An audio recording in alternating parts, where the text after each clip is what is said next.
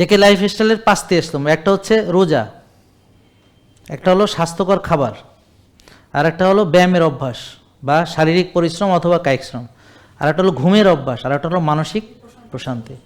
এই 5টি স্তম্ভ।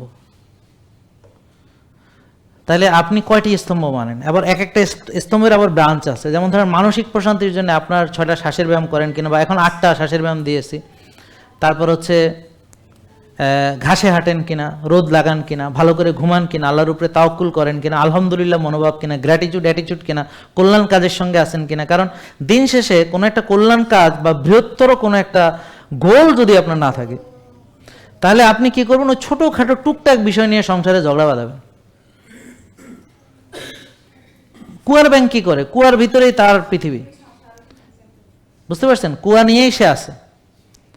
হ্যাঁ, আমরা কি করি? ধরেন আমি যে অফিসে আছি, অফিসে অনেক পলিটিক্স চলে, ও ওই অফিসিয়াল বিষয়গুলো নিয়েই তারা থাকে, এর বাইরের পৃথিবী নিয়ে সে খুব একটা তার ধারণা নেই।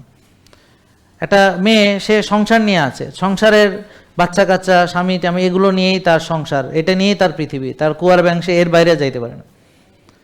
কিন্তু আপনার যদি বৃহত্তর কোনো নিঃস্বার্থ গোল না থাকে, যেমন আমাদের গোল হচ্ছে সারা পৃথিবীর মানুষ যেন সুস্থ থাকে, সারা পৃথিবীর মানুষকে বুঝাইতে হবে যেভাবে চলে আপনি সুস্থ থাকতে হবে, আপনাকে সৃষ্টিকর্তার নিয়মে আসতে হবে, স্রষ্টা যেভাবে বলেছেন সেভাবে চলতে হবে।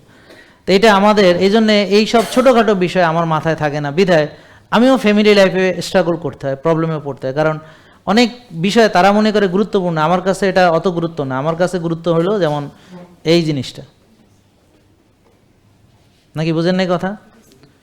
আমার কাছে আরও অনেক লাখ লাখ মানুষের ব্যাপার আছে। শুধু আমি আমার পরিবার নিয়ে, আমার বাচ্চা নিয়ে আমি ভাবি না, আমি সারা পৃথিবীর সব বাচ্চা নিয়ে ভাবি।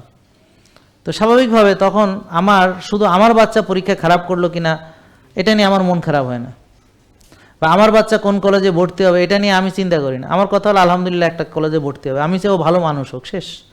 আর পড়াশোনা করে কে কী করছে আমরা তো জানি।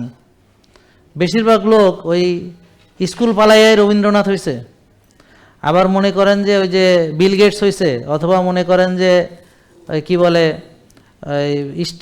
স্টিভ জবস হয়েছে, মানে তারপর বলেন নরেন্দ্র মোদী হয়েছে, যেটাই হোক বেশিরভাগ লোকই কিন্তু আসলে আপনি পড়ে শুনে এরকম কিছু হয়নি। পড়ে শুনে কী করে? ধরেন এই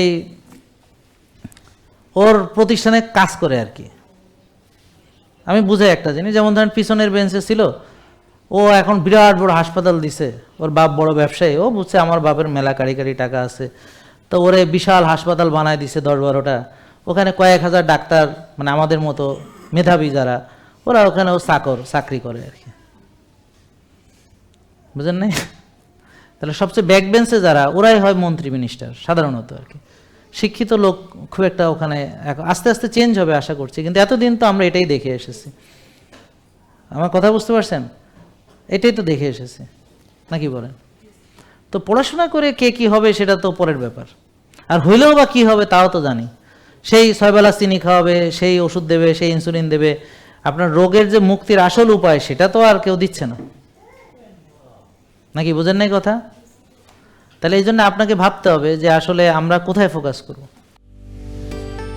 জেকে লাইফস্টাইল, ওষুধ মুক্ত সুস্থ জীবন।